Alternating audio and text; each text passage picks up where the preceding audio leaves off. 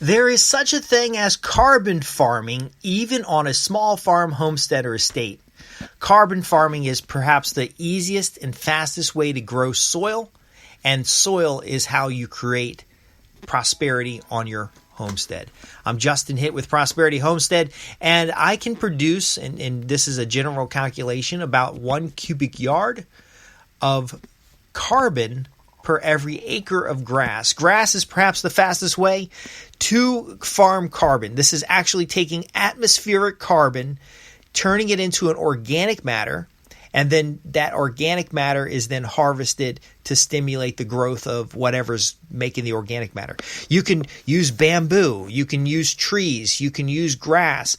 All of these things will take atmospheric carbon and put it in the soil. Now, this is not something you're going to hear about because it's a very simple and easy way in order to carbon sequester. You're going to see these fancy machines. You're going to see these fancy concepts of carbon swap credits and all this stuff.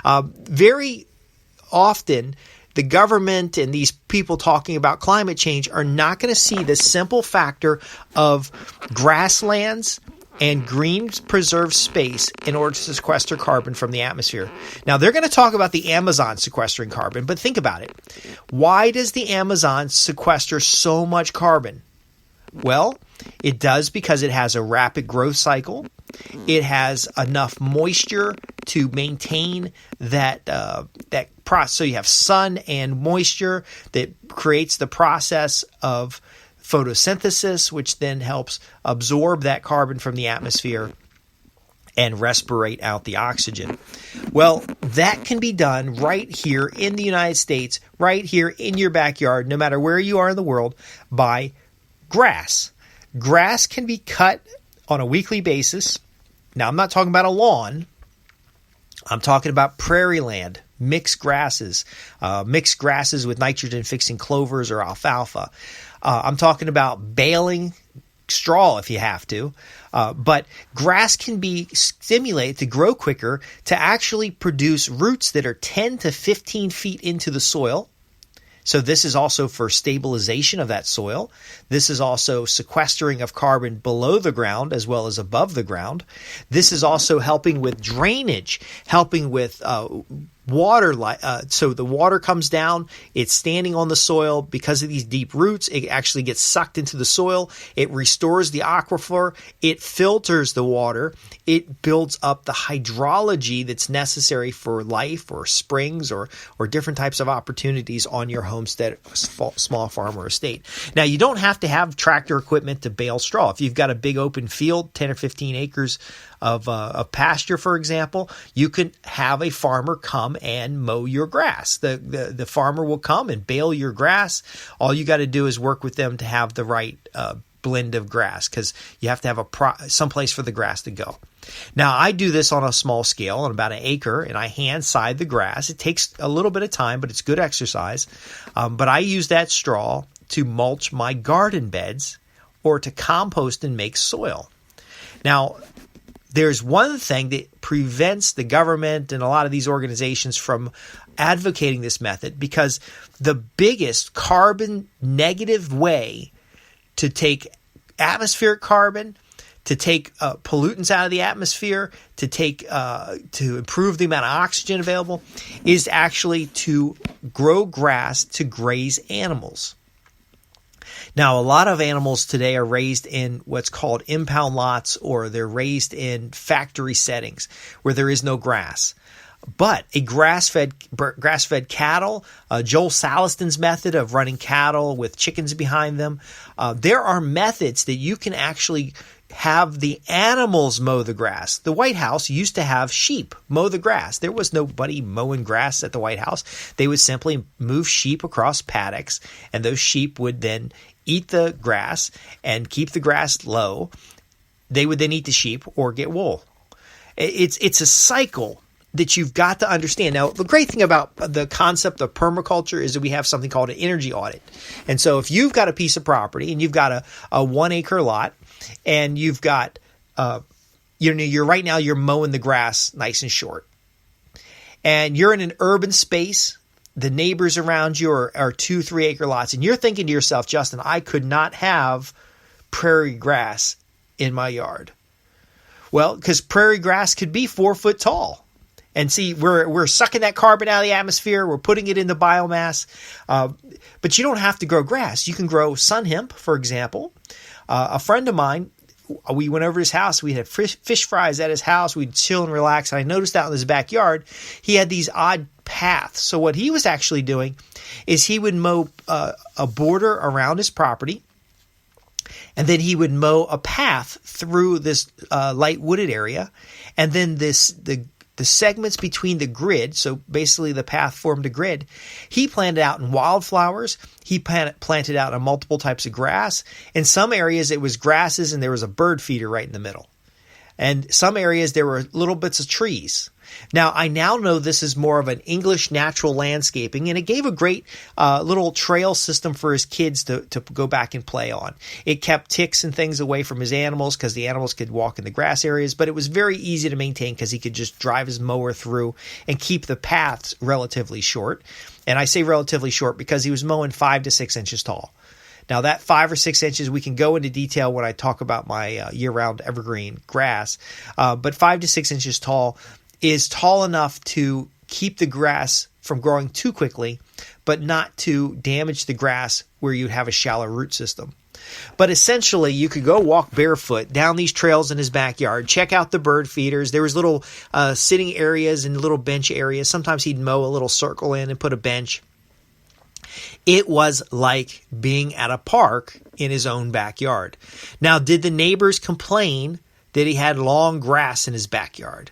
Not really, because he framed it and gave it structure, and it looked more like an ornamental garden than it did a grassy field. Now, another thing you can also do is use sunflowers or sun hemp. I mix sunflowers and sun hemp. Sun hemp is a nitrogen fixer, and it has a yellow flower.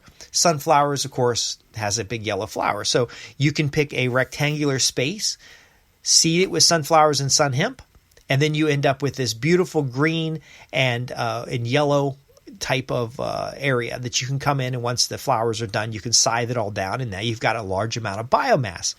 The key thing here is that by producing biomass on your small farm, homestead, or estate, you can create food for animals. You can create biomass for compost. You can even create biomass for bedding. I know some folks who take corn stalks and sunflower stalks and a bunch of other type of stalky biomass. They run it through a chipper. They then take the chipped materials and use it as for bedding, for the supplemental bedding for their horses. They were using it for some horse feed. When it's green, the horses actually like to eat the stuff. And they would also use it as mulch. So they would put it in the paths of their garden beds because it was a little bit more woody material. But ultimately, if the horse is just going to pee on it and you're going to shovel it out in 2 days, pretty much any types of wood chips or biomass will work out pretty well. In fact, they would actually, when the corn and the sunflowers and everything would start dying and they chipped it all up, they'd also chip up small shrubberies and different types of tree trimmings and just throw it in to the horse stalls. And that would basically get crapped and peed on, and they shovel it out and then put it in a compost pile. And so what they're doing is they're taking carbon from the atmosphere. They're, through the natural cycles and the solar cycles, they are in fact turning that carbon into plant matter. And then they're turning that plant matter into something useful around the small farm, homestead, or estate. And then they're, again, getting a second and third and fourth use. And eventually it ends up as good quality soil. Now, this is more cost effective than solar panels. This is more energy efficient than any type of natural gas or any other type of system. In some countries, they'll take the biomass and turn it in through a biodigester, turn it into methane gas, and then the methane gas is then used for cooking or heating. There's a lot of opportunities here, but it doesn't matter if you just have 1 acre, because 1 acre can produce 1 cubic yard of carbon. Think about that. You're also going to be building soil, because where's the carbon going? It's going into the soil. And you're going to be also creating other useful material for your farms, small farm, homestead, or estate. If you've got larger amount of property, just 4 acres, and you're in an agriculturally zoned area, you can actually grow timber bamboo. And so it really depends on your land. Sometimes your land's going to call for bamboo. Sometimes it's going to call for grassland.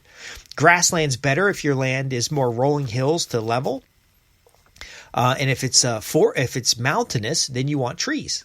Now, the trees have a longer harvest cycle, and trees actually will consume a lot of carbon in the beginning, and then they'll start to slow down over time. Once they start slowing down, that's the time you harvest, and there's some sustainable forestry things that we could talk about.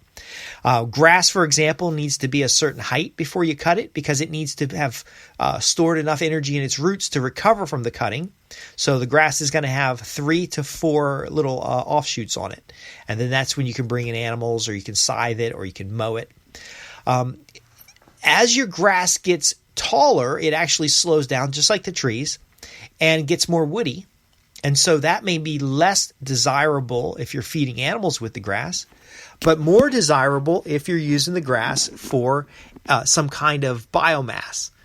There's a point where the grass is, I like to get the grass long before it goes to seed, because when you get the grass before it goes to seed, you have a wider variety of things you could do with it. You could feed animals. I use it to mulch.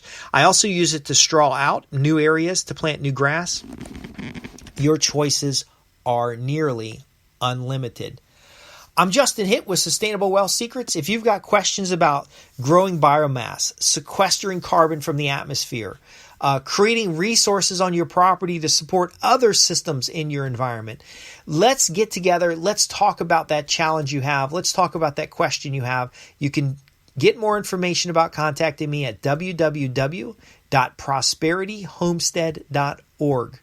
I'm here to help small farms, homesteads, and estates get better utility value from their land, to solve many of the problems that they will have with growing environmentally and sustainably, and overall create an environment for you that is that dream lifestyle, that place you've always imagined. Minimal inputs, maximum outputs. Thanks for listening.